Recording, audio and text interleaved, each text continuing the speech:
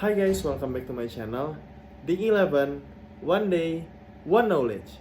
Hari ini nggak kerasa, udah hari ke-11 untuk program One Day, One Knowledge.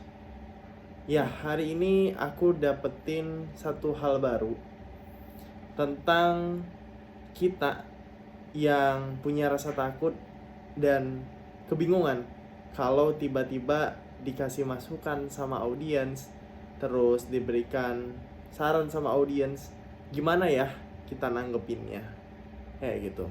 Nah, aku baru banget ngebaca satu buku, baru banget, yang ini isinya itu keren banget dan nggak ngebosenin.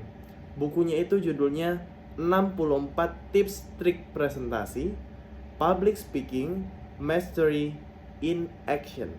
Karangannya Ongki Hojanto. Jujur, aku ngebaca buku ini tuh kayak aku ngerasa ini kayak buku aku banget deh. Maksudnya itu aku adalah orang yang gak terlalu suka dengan buku yang full tulisan dan terlalu bertele-tele. Nah, di buku ini penulis itu ngebuatin dimana langsung to the point, penjelasannya ada, tapi sangat-sangat simpel tapi mendetail. Dan juga di situ langsung ada poin-poinnya dan gampang kita untuk mengerti. Jujur, aku rekomendasi banget ini satu buku. Di bab 3 ya, buku ini diberikan dengan satu bab. Temanya itu takut salah ketika presentasi. Gimana dong kalau misalkan kita tiba-tiba dikoreksi sama audiens, dikasih masukan sama audiens, itu gimana? Nah, teman-teman, takut itu adalah salah satu hal yang menjadi ketakutan terbesar semua orang ya, yang kayaknya yang pengen on the stage gitu loh, yang pengen perform, itu semua orang pasti takut ya. Itu adalah ketakutan terbesarnya. Takut adalah ketakutan terbesar orang, apalagi ketika ingin melakukan presentasi. Nah, ketakutan itu pun itu bisa kita handle. Mungkin untuk menghilangkannya itu sangat-sangat hal yang sangat-sangat susah.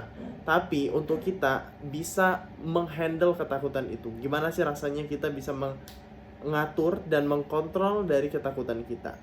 Ada 3 tips yang diberikan di buku ini. Yang pertama, kalau misalkan tiba-tiba ada audiens yang memberikan masukan, saran gitu, kita bisa lakukan 3 hal ini. Apa yang pertama? Say thank you. Kasih terima kasih sama mereka. Ucapin terima kasih ya. Terima kasih telah memberikan masukan, terima kasih memberikan saran kayak gitu. Dan jangan terlalu kita merasa aduh kayaknya aku bodoh banget deh. Enggak, teman-teman. Jangan merasa kita langsung menjatuhkan diri kita, jangan kita merasa kayak kita drop down langsung, jangan. Ya, ucapkan terima kasih kepada audiens karena koreksi itu akan bisa menambah pengetahuan kita, dan intinya tuh jangan ada kata-kata yang bakal ngerendahkan harga diri kita. Kayak gitu. Jadi kita say thank you aja dengan biasa. Kayak gitu. Terima kasih atas masukannya. Dan ini sebuah hal yang baru loh kita dapetin dari kakak ini, kayak gitu. Itu bisa kita lakukan biar kita bisa meyakinkan diri kita tetap bisa confident, kita bisa tetap stay calm ya, kita tetap bisa santai dan tenang ketika membawakan materi, kayak gitu. Dan kita nggak terlalu ke distract ya dengan hal-hal seperti itu. Karena teman-teman, di buku ini tuh menarik banget. Katanya Google itu menjadi hebat karena banyak orang yang memberikan masukan, baik itu berupa artikel, baik itu berupa blog, dan lain sebagainya.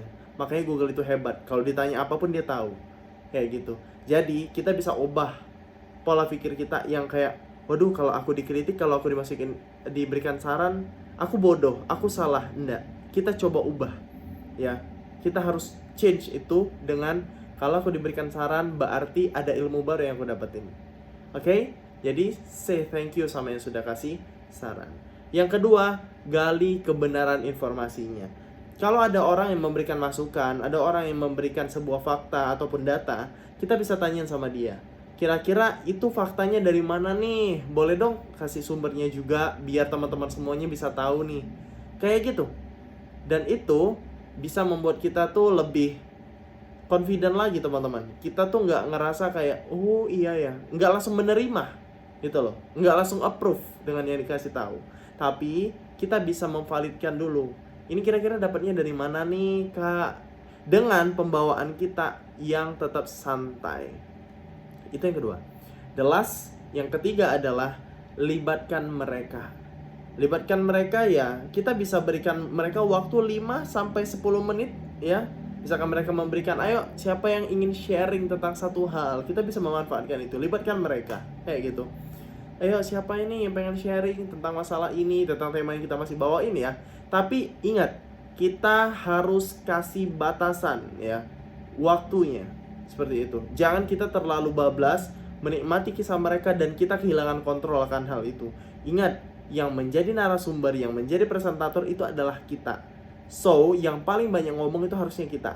Ya, jangan sampai audiens terlalu mendominasi. Jangan sampai audiens itu menjadi dominan. Dan itu, kalau audiens menjadi dominan, itu menandakan kalau di mata orang lain kita itu kurang percaya diri dan kurang memahami materi. So, hindari itu. Kalau orang mau memberikan saran, mau memberikan masukan tambahan, boleh. Tapi kita memberikan waktu 5-10 minutes saja. Seperti itu. Yeah, maybe enough for this video. See you next video. Bye-bye.